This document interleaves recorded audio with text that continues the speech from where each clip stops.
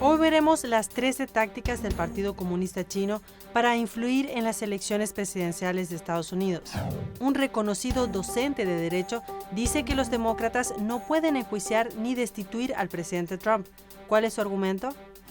Y tras los bloqueos de cuentas en las redes sociales, Twitter y Facebook podrían perder sus protecciones de la sección 230 que los hace inmunes a las demandas.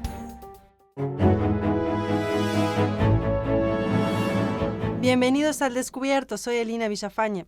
Pasemos a ver las repercusiones de la irrupción del Capitolio de Estados Unidos el día 6 de enero. El presidente Donald Trump ha ordenado que las banderas estadounidenses en todo el país y en el extranjero ondeen a media asta hasta el día 13 de enero.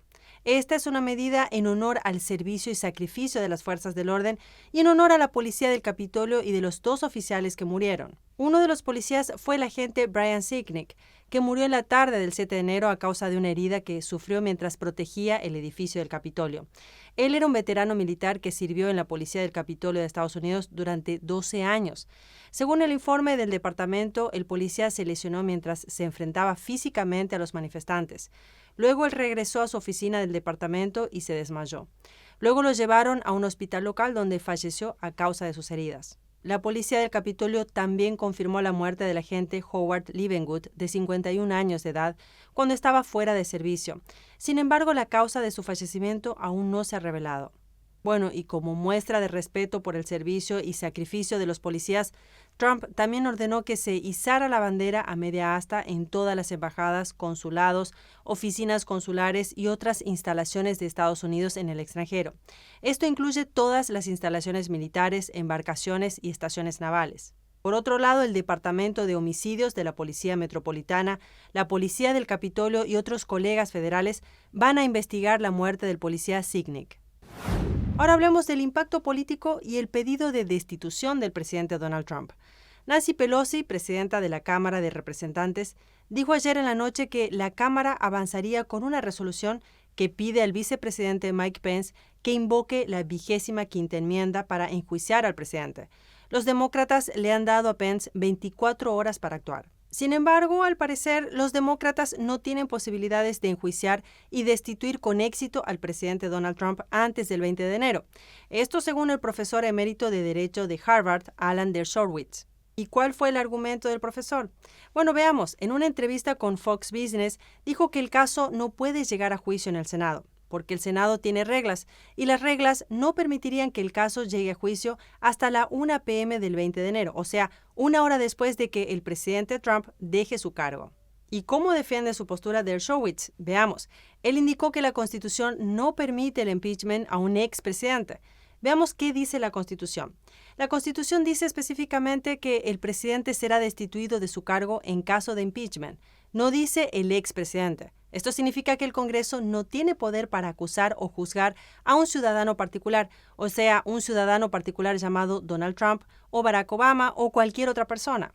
Ahora recordemos que todo esto inició cuando los demócratas de la Cámara propusieron enjuiciar a Trump después de que él diera un discurso ante los manifestantes cerca del Capitolio. Algunos críticos dicen que Trump incitó a la violencia. Sin embargo, hemos escuchado los discursos y el presidente nunca dijo que ingresaran al Capitolio ni que usaran la violencia. Ahora, lo que sí escuchamos y cabe destacar es que el presidente Trump le dijo a los manifestantes que hicieran oír sus opiniones y de manera pacífica y patriótica. Y también en un video de Twitter, que por cierto ha sido borrado por la plataforma, el presidente Trump les dijo que fueran pacíficos y que se fueran a casa, y luego denunció la irrupción en el Capitolio. Bueno, tendremos que esperar para ver cómo se desarrolla esto del impeachment y lo mantendremos informado. Y ahora, hablando de las grandes empresas de redes sociales como Twitter, Facebook y otras empresas de Silicon Valley, el viernes pasado Twitter eliminó permanentemente la cuenta del presidente Trump de su plataforma. ¿Y por qué lo hizo? Bueno, pues Twitter se justificó diciendo que el presidente había violado su política de exaltación de violencia.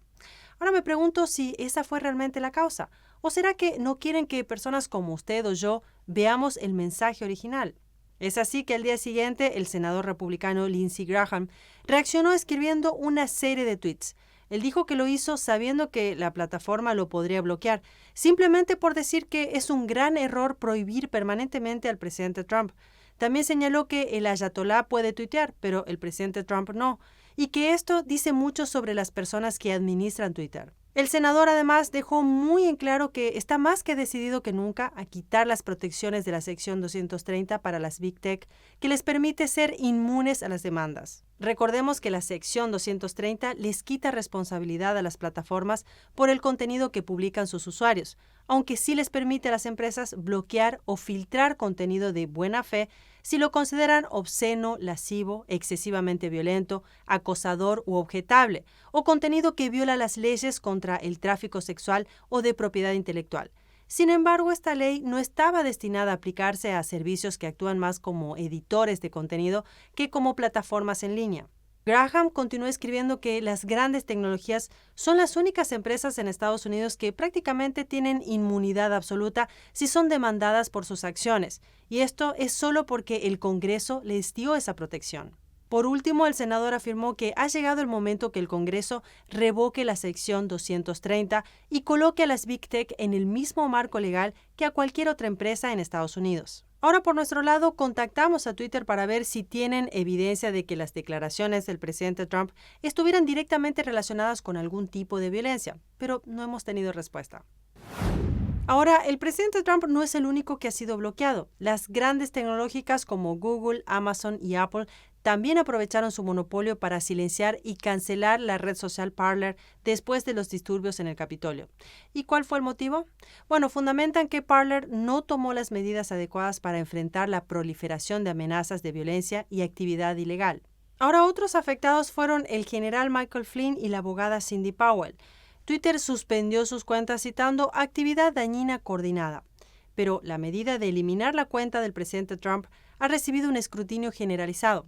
Por ejemplo, el secretario del Departamento de Vivienda y Desarrollo Urbano de Estados Unidos, Ben Carson, y la ex embajadora de las Naciones Unidas, Nikki Haley, compararon el movimiento de Twitter con la conducta del Partido Comunista en China.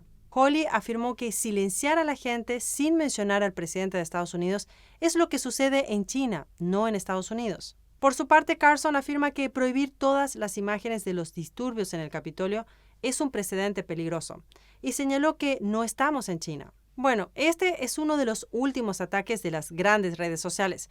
Sin embargo, antes y después de las elecciones generales de noviembre, Twitter ya había aumentado su vigilancia a las publicaciones del presidente y otros usuarios sobre las denuncias del F electoral, etiquetándolas como contenido disputado y potencialmente engañoso. A esto, el presidente Donald Trump respondió que Twitter se está volviendo loco con sus advertencias, esforzándose por ocultar incluso la verdad.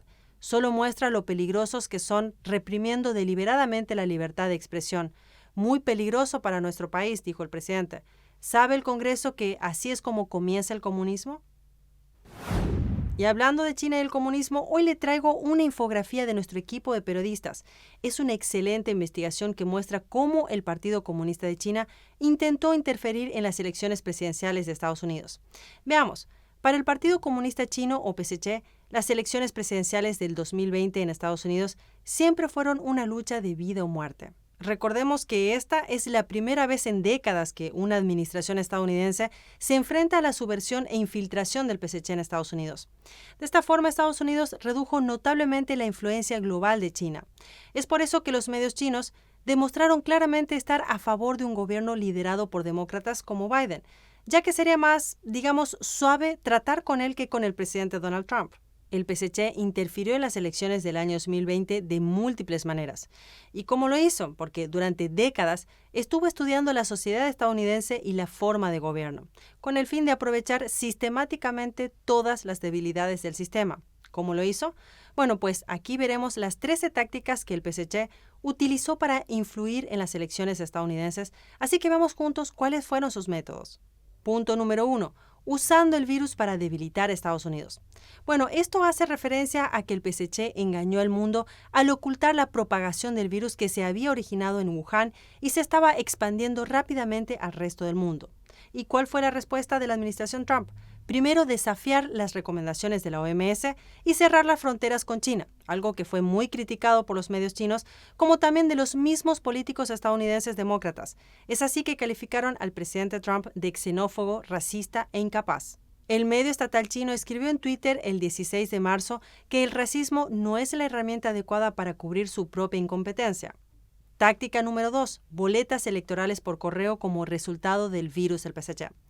Bueno, como todos sabemos, el virus del PSC o nuevo coronavirus finalmente se convirtió en una pandemia. Es así que muchos estados en Estados Unidos optaron por utilizar el voto por correo como una medida de precaución y cuidado para evitar nuevos contagios.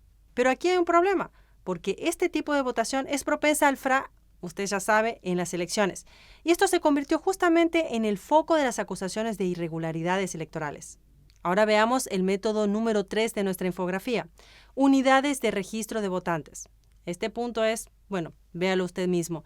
Mire esta página llamada Seed the Vote, que en español significa sembrar el voto.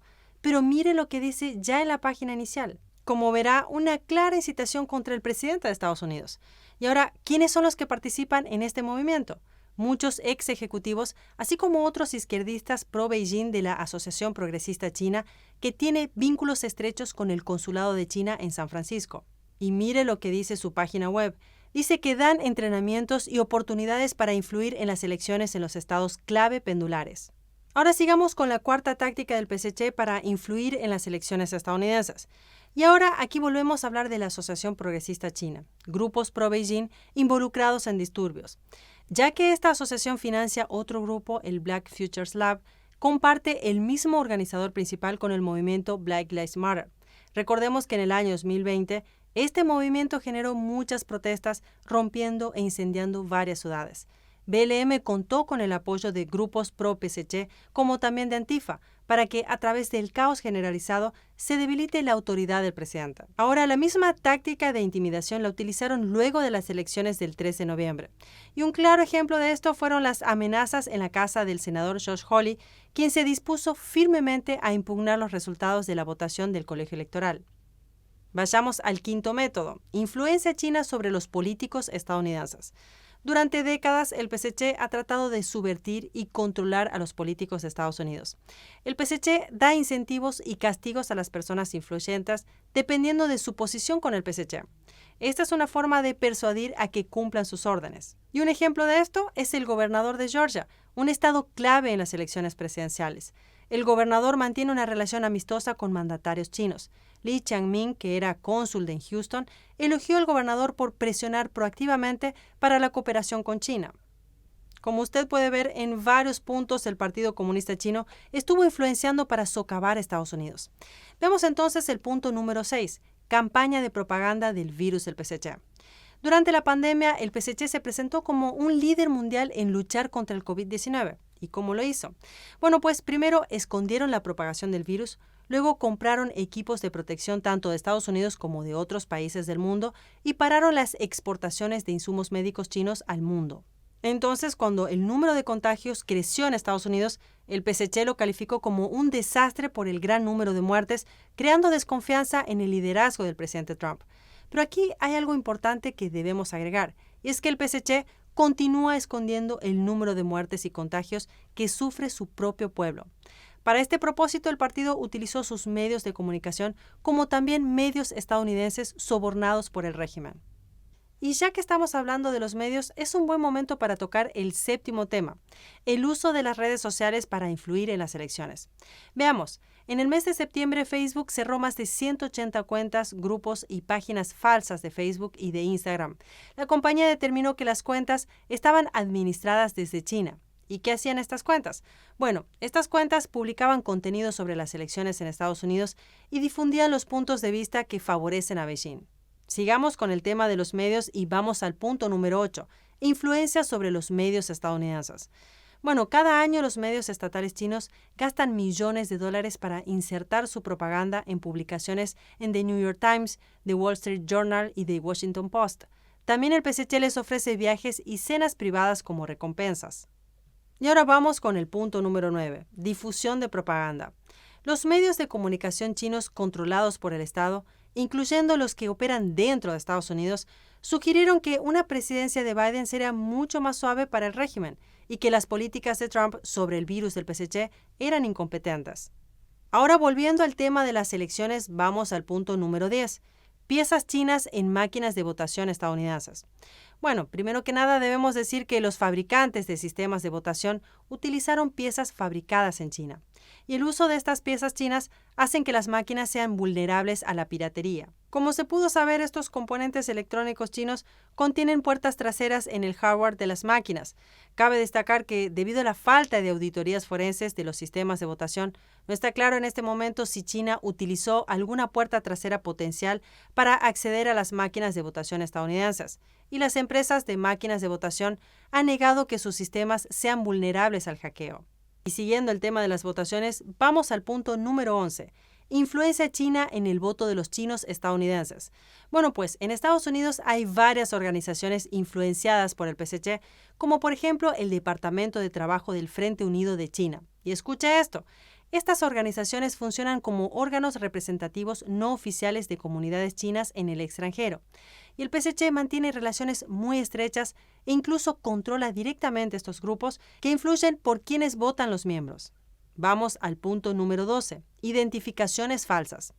Durante los primeros 6 meses del año 2020, los agentes de aduanas y protección fronteriza incautaron casi 20,000 licencias de conducir falsas. La mayoría de ellas venían de China. ¿Y sabe cuál puede ser uno de los tantos usos de estas identificaciones falsas? El F electoral. Por último, veamos el punto número 13 y algo muy importante para que usted sepa, el uso de la guerra política. El PSC abrió una guerra política para influir en forma encubierta en las sociedades libres de todo el mundo. Y claro, esto no lo digo yo, lo dijo David Stilwell, subsecretario de Estado para Asuntos de Asia Oriental y el Pacífico. Stilwell dijo que el PSC influye a través de varias actividades malignas, encubiertas, coercitivas y corruptas. Agregó que a estas actividades el PSC las considera el trabajo del Frente Unido, pero en Occidente se entiende mejor como guerra política. Y para que tenga toda esta información sobre esta clara influencia del PSC en Estados Unidos, voy a dejarle el enlace de esta infografía en la descripción del vídeo para que usted pueda leerla y también compartirla. Recuerde que nuestro objetivo es presentarle solo los hechos para que usted pueda decidir por su cuenta y hacer su propio análisis y conclusión. También lo invito a que nos siga en Rumble, que es una alternativa de YouTube, y también a suscribirse a nuestro boletín para mantenernos en contacto por si algo llegara a suceder con este canal. Muchas gracias por acompañarnos en este episodio. Nos vemos mañana.